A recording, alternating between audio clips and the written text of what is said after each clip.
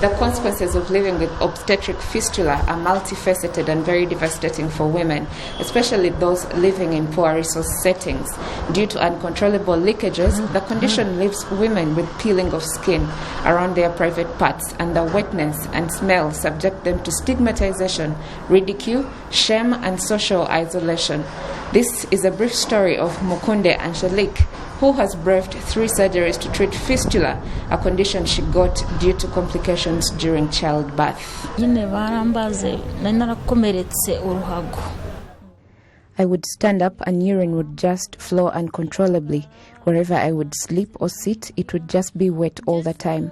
My body would peel all the time, and my mattress would get spoilt in just a matter of days, and I had to get another one. I would sleep on polythene bags, but nothing.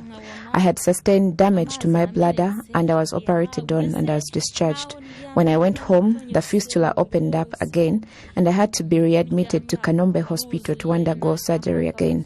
After 3 days, again, it still opened up, and I was operated the 3rd time.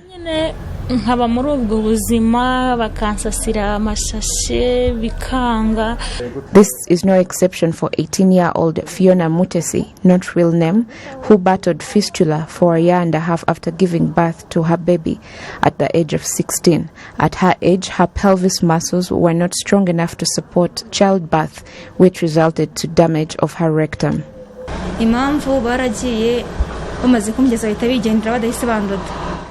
After giving birth, the doctors went without stitching me up. They came back later when the anesthesia had worn off, and I was in a lot of pain, so I refused to be stitched, and that's how I got fistula. It was a very trying time for me in my life, and I felt like I'd lost something from myself.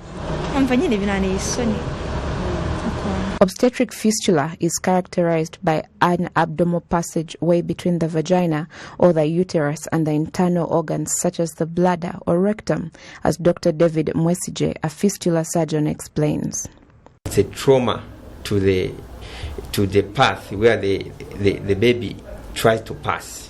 So it is an injury between the bladder and the vagina, or between the rectum and the vagina. So you find that women who are trying to give birth, they get traumatized to the bladder while the baby is trying to pass through the vagina, and that baby gets stuck. In other words, this woman doesn't get adequate or urgent assistance to help that baby pass through the normal path. UN agencies estimate that obstetric fistula affects 50,000 to 100,000 women every year, mainly in sub-Saharan Africa. However, largely because of the stigma, reliable data on the condition is hard to come by.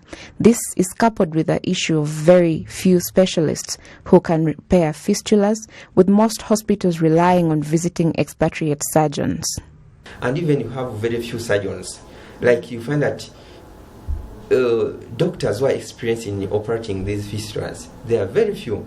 So because there are very few, you find that many doctors don't have skills in repairing them. Mm-hmm. So because they don't have skills in repairing them, when you go to the health center or district hospital, even in this referral, you find that they are told them there's no doctor who can operate you. So they tend to go back. And sometimes they are even very poor because they are not supported. They go there, they are waiting for surgeon to operate on them. Mm-hmm. Here in Rwanda, we have visiting surgeons who come, and to surprise even in Rwanda, our hospitals, these fistula patients, they don't usually, some don't come. The government of Rwanda has highlighted efforts to reduce maternal and infant morbidity and mortality, focusing on the need to address maternity-related care, as well as basic and emergency obstetric care.